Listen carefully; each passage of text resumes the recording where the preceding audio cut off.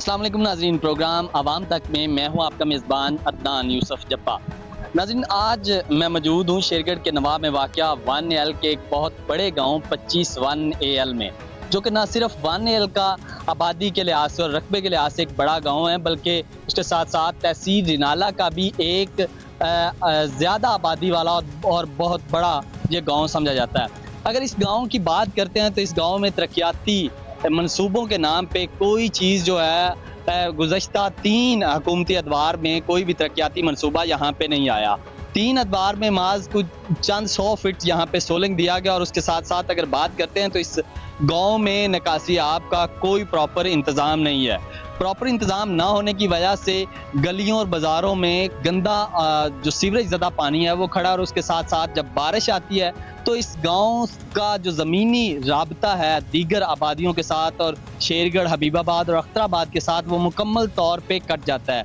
School, दफातर और दीगर अपने कामकाज के सिलसिला में गांव से बाहर जाने वाले अहबाब को काफ़ी ज़्यादा मुश्किलात का सामना करना पड़ता है। जब आज इस गांव में हम मौजूद हैं और आपके सामने हम रखेंगे इस गांव की हालत और आपको बताएंगे कि इस गांव में तरक्याती मंसूबों के नाम पे जो यहाँ पे चूना लगाया गया है इस गांव के वासियों को, और उसके साथ साथ आपको दिखाएंगे कि यहाँ पे इंक्रोचमेंट जो है वो किस हद तक बढ़ चुकी है, क्योंकि इंक्रोचमेंट बढ़ने से एक गांव का जो कुदरती ड्रेन सिस्टम है वो भी काफ़ी हद तक मुतासर हो चुका है। अक्सर गलियों में, बाज़ारों में और चौक चौराहों में कूड़ा करकट के ढेर होने के साथ साथ सीवरेज का जो पानी है वो खड़ा है।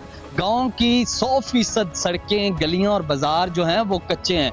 गांव में सोलिंग, नाली या पुख्ता सड़क का कोई कंसेप्ट मौजूद नहीं है। यहाँ पे मुकामी तौर पे भी कुछ NGOs काम कर रही हैं, उनसे भी बात करेंगे हम आज के इस प्रोग्राम में कि आखिर वो किस हद तक कामयाब हुई हैं यहाँ पे आला जो ऐवानों में बैठे नुमाइंदे हैं उन तक अपने पैगाम पहुँचाने में, और अभी तक यहाँ पे हमें कोई भी मेगा प्रोजेक्ट जो है वो नज़र क्यों नहीं आ रहा। क्योंकि अगर बात करते हैं तो गांव के नवाब में वाक़या 22 1AL, 24 1AL और दीगर चक्कू को जो है वो मॉडल विलेज का दर्जा दिया गया, जो कि आबादी के लिहाज से 25 1AL से बहुत कम तादाद आबादी में वो मौजूद हैं।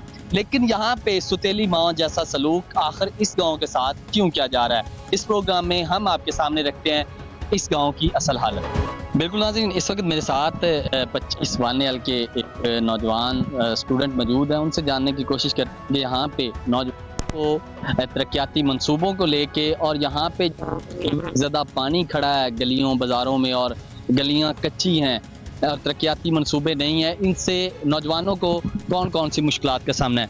आप बताएं भाई कि किन मुश्किलात का सामना है अगर बात करते हैं सिर्फ स्टूडेंट्स की। तो यहाँ पे जब भी बारिश होती है तो हमारे गांव के सारे बाज़ार उनकी इस तरह से कुछ सैलाबी रेले का मंजर पेश कर रहे होते हैं। लोकल आबादी और उनके साथ ख़ास तौर पे तुलबा के लिए सुबह अपनी यूनिवर्सिटीज़ जाना, कॉलेजेस जाना और स्कूल जाना इस तरह ही होता है जैसे कि एक किसी सैलाबी एरिया से, इलाके से गुज़र के कोई रास्ता हमवार करके कोई जंग लड़ के जाना पड़े, ये सूरत हाल होती है। जब भी बारिश आ जाती है तो यहाँ पे सुबह तुलबा इस कदर परेशान होते हैं कि हमने सही सलामत अपनी यूनिफॉर्म साफ़ सुथरी लेके किस तरह अपने इंस्टीट्यूट्स में पहुँचना है। तो ये एक बहुत मेजर इशू है हमारे इस गांव का, क्योंकि यहाँ पे कोई भी एक भी साफ़ सुथरा बाज़ार नहीं है जहाँ से हम सुबह सवेरे उठ के खास तौर पे हमारे तलबा अपने स्कूल, कॉलेज और यूनिवर्सिटी जाते। कितनी गलियाँ या कितनी सड़कें ऐसी जहाँ पे इस गाँव में जो कि पुख्ता हैं? काश मैं आपको किसी एक बाज़ार का नाम बता सकता, लेकिन बदकिस्मती से हमारे गांव में कोई एक भी बाज़ार ऐसा नहीं है जहां पे सोलंग, टफटेल या कुछ भी इस तरह का मौजूद हो। कोई एक भी ऐसा बाज़ार नहीं है जहां पे इस वक्त हम साफ़ सुथरा, या बारिश आ जाए या बारिश से हट के भी अमूमी तौर पे भी इस तरह की सूरत हाल होती है कि गट्टा, मिट्टी, टोए, ये सारा मैं आप चूँकि यहाँ पे मौजूद हैं, आप कवरेज लाजमी करिएगा। कोई एक भी बाज़ार ऐसा नहीं है कि जहाँ पे टफटेल या सोलिंग मौजूद हो। यहाँ पे सियासी लोगों की अगर बात करते हैं, आप नौजवान हैं, आपको शऊर होगा इन चीज़ों का, सियासी तौर पे देखते हैं या आप ज़ाती तौर पे, इनफरादी तौर पे जो नौजवान हैं मिलकर ऐसा कोई कदम क्यों नहीं उठा रहे कि इस गांव में बेहतरी आ सके, कोई प्रोजेक्ट जो तरक्याती प्रोजेक्ट्स हैं वो आ सकें, ख़ास करके सियासी लोगों को आप क्या पैगाम देना चाहेंगे? सियासी लोगों को मैं यही कहना चाहूँगा कि हमें अपनी पसंदीदा या नापसंदीदा इंतकाम का निशाना आप ना बनाएं, क्योंकि यहाँ पे लोकल जितने भी हमारे कैंडिडेट्स हैं या लोकल गवर्नमेंट है वो अपनी पसंदीदा लिस्ट में मौजूद गाँव के काम करवा रहे हैं, और पूरे हलके का जितना बजट है चंद मखसूस गाँव पे लगाया जा रहा है। और बाकी गाँवों में जितने भी हमारे गाँव हैं 1AL के बहुत सारे गाँव ऐसे हैं, उनके साथ सौतेली माँ का, ख़ास तौर पे हमारे गाँव का तो आप अशर देख ही रहे हैं, हालात देख ही रहे हैं, सौतेली माँ जैसा सलूक किया जा रहा है।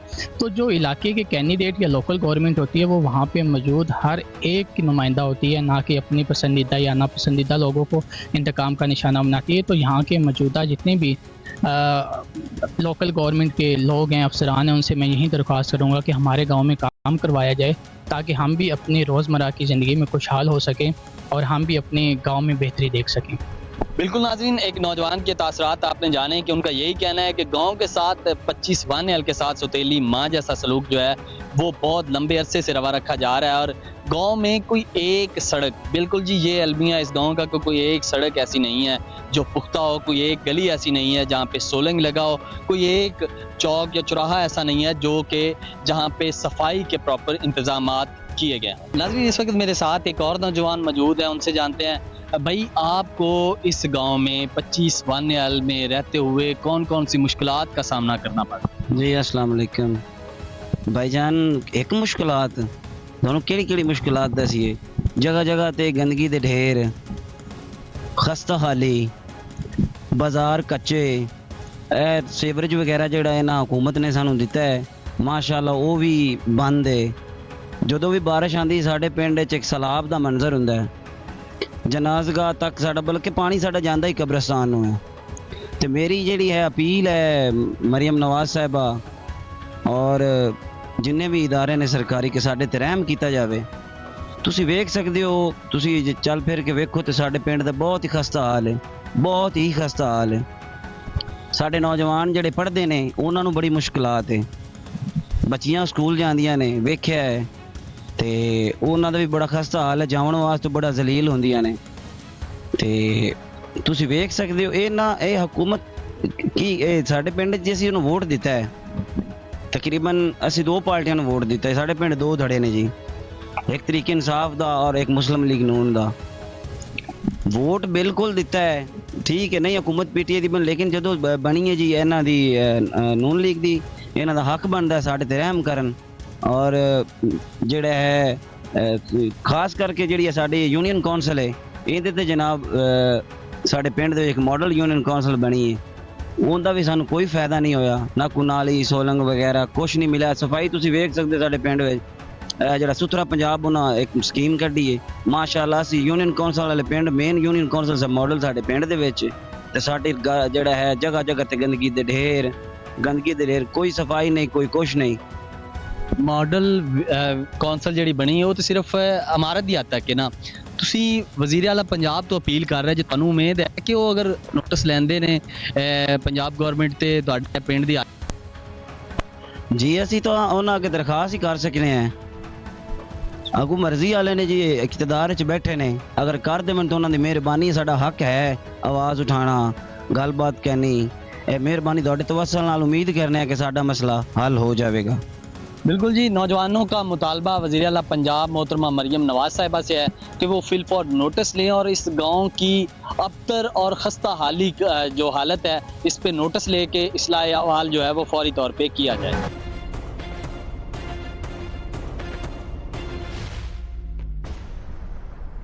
मेरे साथ एक और नौजवान मौजूद है, उनसे जानते हैं भाई आप क्या मुतालबा करेंगे हुकाम बाला से, ख़ास करके DC ओकाड़ा, AC रिनाला और वज़ीर आला पंजाब मोहतरमा मरियम नवाज साहिबा से, जो कि आजकल पंजाब को सुथरा करने में और डेवलपमेंट में बहुत ज़्यादा काम करने की ख्वाह हैं। आप उनसे क्या मुतालबा करेंगे? बिस्मिल्लाहिर्रहमानिर्रहीम जनाब, असी यही कह सकने कि बड़ियां उम्मीदां सानू बड़ियां ने कि साडी जो मोहतरम है कि जिहड़े जिस तरह पंजाब साफ सुथरा पंजाब दा सिस्टम कारोबार या सिस्टम चला रहे हैं, इस तरह के सानू उम्मीद असी लाई कि साडे पिंड दे विच जिहड़ी सफाई सुथराई होएगी, उस तो बाद जिहड़े सोलंग ने नालियां ने ये सानू दित्तियां जावन, क्योंकि असी भी पाकिस्तान दे विच रहिंदे, साडा पिंड भी पाकिस्तान दा हिस्सा है।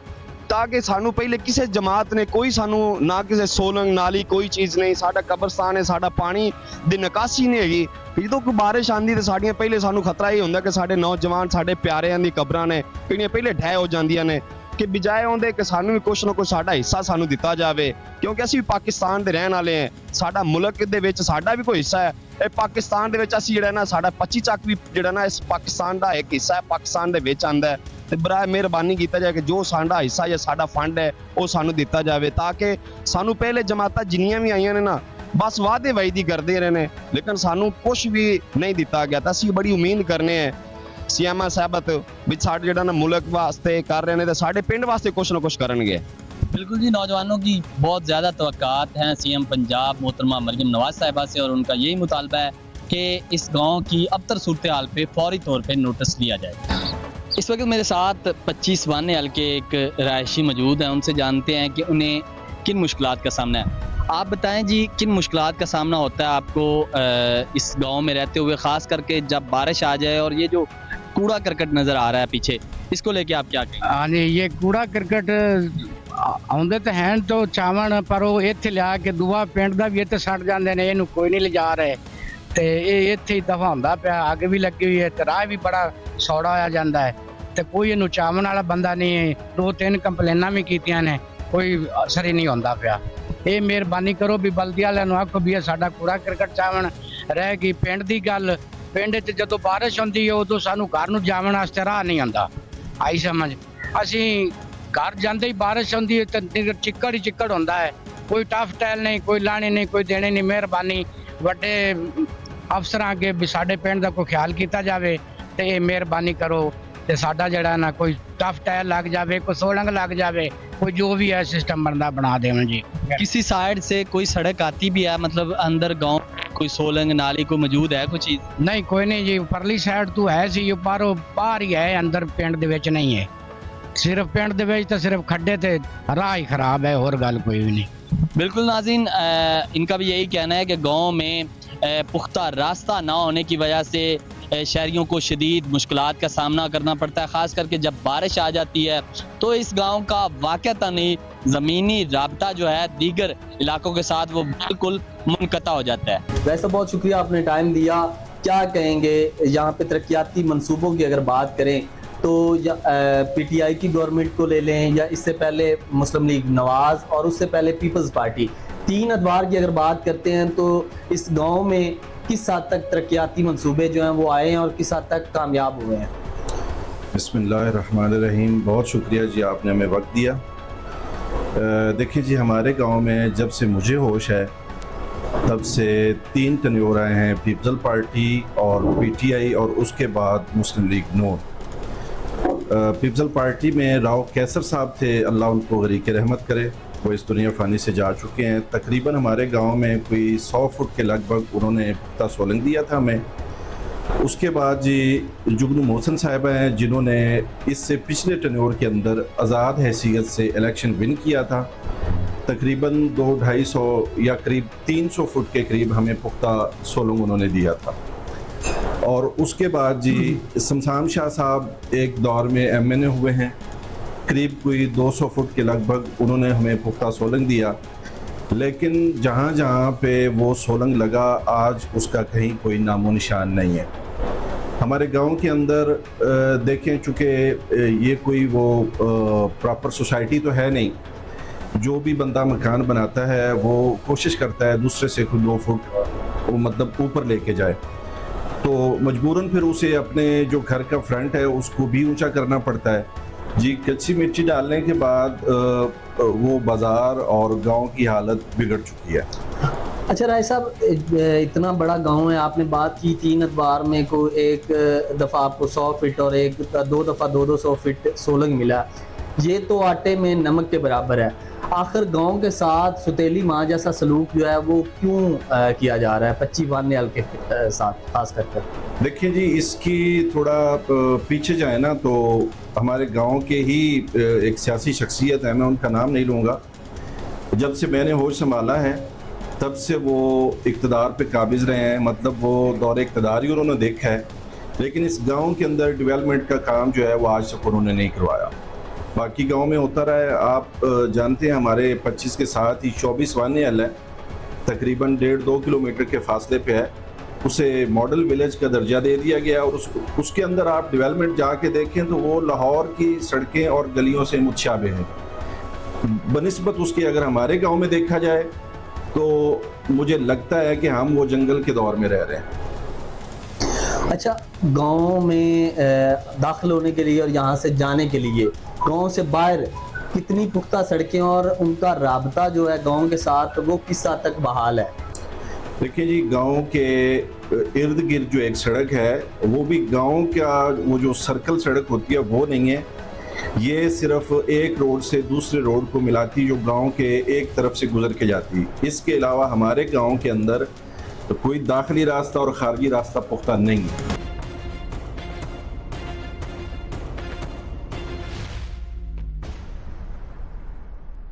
अच्छा साहब, बहुत शुक्रिया। क्या कहेंगे आप कि गांव की जो हालत आपके सामने है इस वक्त, इसको लेके आपका मौक़िफ़ क्या है? बहुत शुक्रिया जी, आपने मेहरबानी की, आप तशरीफ़ लाए।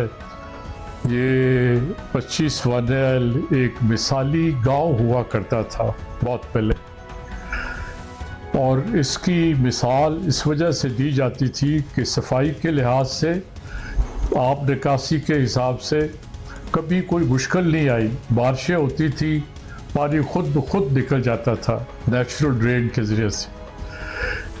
लेकिन जब से ये लोगों ने बाज़ारों में तजावुज़ात किए हैं, थड़े बना दिए हैं, अपने मकान भी बाज़ार में ले आए हैं, तब से बाज़ार तंग हो गए हैं।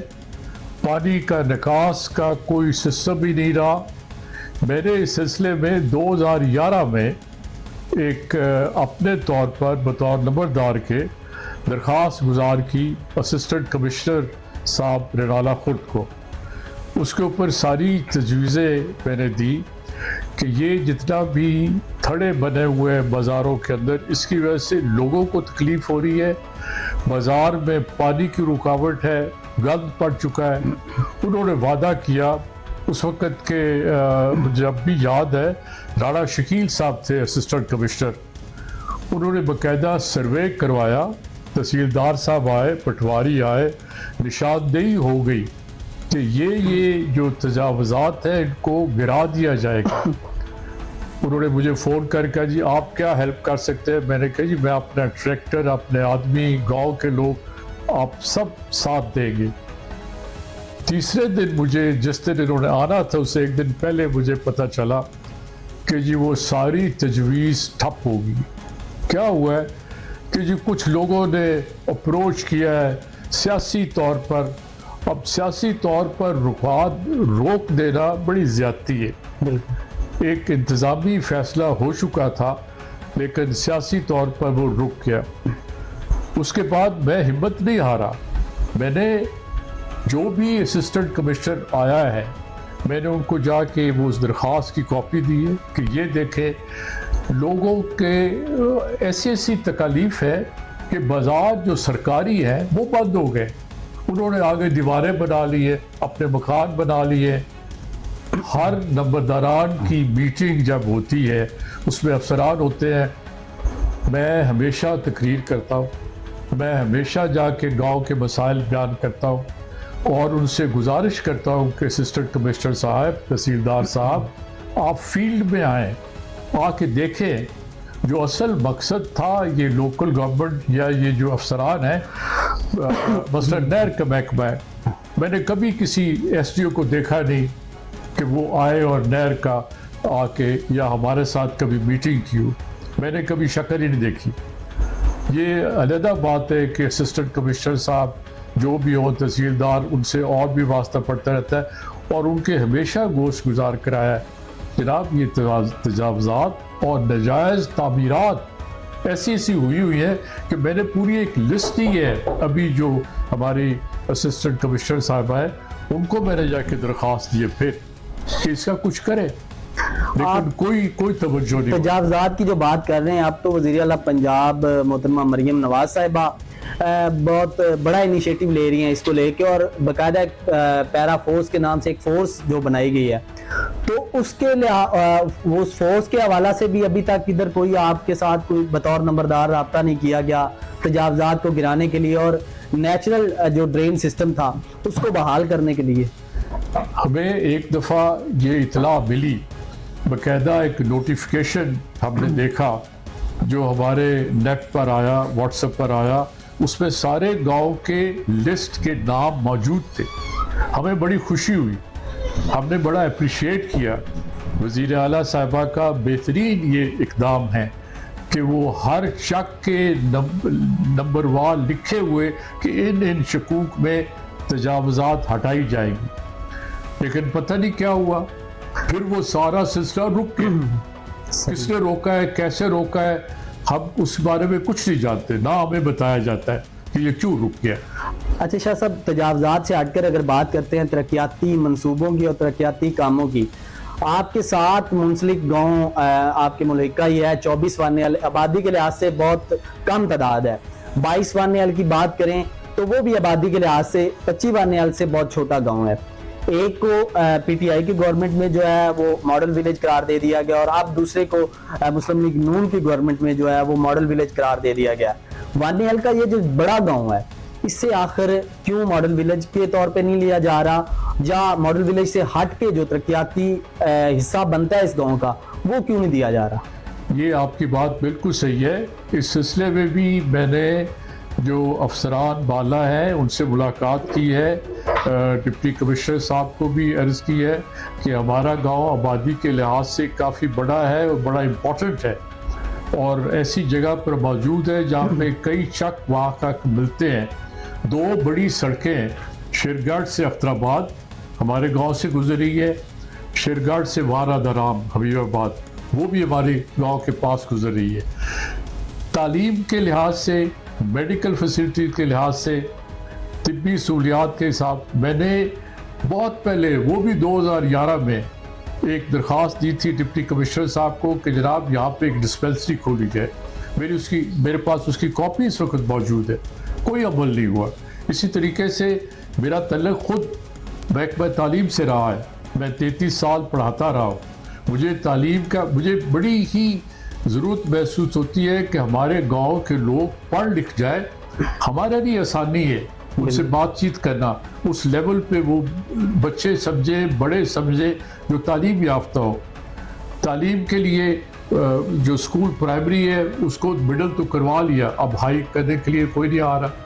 कोई भी तिब्बी सहूलत जहाँ पे प्राइवेट डॉक्टर्स बैठे हैं, सरकारी तौर पर कोई नहीं। हमारी कोशिश है, आपने सही कहा, कि इसको एक मॉडल विलेज बनाया जाए। मैंने इस सिलसिले में जो भी सियासी शख्सियात हैं, मैं नाम नहीं लूँगा, उनसे मैंने मुलाकात की है, उनसे रिक्वेस्ट की है कि आप हमें फंड्स दें या खुद आके अपने महकमे के ज़रिए ये सहूलियात दें। तो नाज़रीन, आज के इस प्रोग्राम में हमने आपके सामने 25 वानेल की अबतर सूरत हाल जो है वो आपके सामने रखी। आपको हमने दिखाया कि इस गांव में ना तो कोई सोलिंग है, ना नाली, ना सीवरेज का इंतज़ाम, ना कोई और बुनियादी सहूलत। इस गांव के जो नौजवान हैं या दीगर रहायशी हैं, उन्होंने मुतालबा किया है सीएम पंजाब मोहतरमा मरियम नवाज साहिबा से कि फिलफौर इस गांव की अबतर सूरत हाल पे नोटिस लिया जाए और इस्लाह अहवाल किया जाए। जहाँ पे यूनियन काउंसिल की एक बहुत खूबसूरत और दीदा ज़ेब इमारत तो बना दी गई है, लेकिन यूनियन काउंसिल के बिल्कुल मुंसलिक जो है वो कूड़ा करकट के ढेर हैं। एक तरफ उन कूड़ा करकट के ढेरों के एक जानिब यूनियन काउंसिल का दीदा ज़ेब ऑफिस मौजूद है तो दूसरी जानिब कब्रिस्तान है। कब्रिस्तान के बिल्कुल मुंसलिक जो है वो कूड़ा करकट के अंबार हैं। सड़कें जो गांव के बाहर से गुजरती हैं वो भी टूट फूट का शिकार हैं और आए रोज़ हादसात की मुअज्जब जो है वो सड़कें भी बन रही हैं। गांव के अंदरूनी हालात भी हमने आपके सामने रखे, बारिश के खास करके कि जब बारिश आती है तो इस गांव में क्या सूरत हाल होती है वो भी आप स्क्रीन पर मुलाहिजा कर रहे हैं। जब हमारी नौजवानों से बात हुई है तो नौजवान भी यही मुतालबा करते हुए हमें नज़र आए हैं। और नंबरदार 25 वानियल अख्तर शाह साहब, उनसे भी हमने बात की है तो उनका भी मौक़िफ़ यही था कि वज़ीर आला पंजाब मोहतरमा मरियम नवाज़ साहिबा जो हैं वो फिलफौर नोटिस लें और इस गाँव में पसंद नापसंद के निज़ाम को ख़त्म करते हुए सियासी इंतकाम का निशाना इस गाँव को ना बनाया जाए। वज़ीर आला से बारहा दरख्वास्त की इस प्रोग्राम के तवस्सुत से नौजवानों ने, गाँव के रहायशियों ने, कि पसंद नापसंद का जो है वो वतीरा इस गाँव को निशाना ना बनाया जाए और इस गाँव का हक जो है तरक्याती मंसूबों के हवाला से और तरक्याती फंड्स के हवाला से वो इस गाँव को दिया जाए। एक अगले प्रोग्राम तक अपने मेज़बान अदनान जप्पा को दीजिए इजाज़त। अल्लाह हाफ़िज़।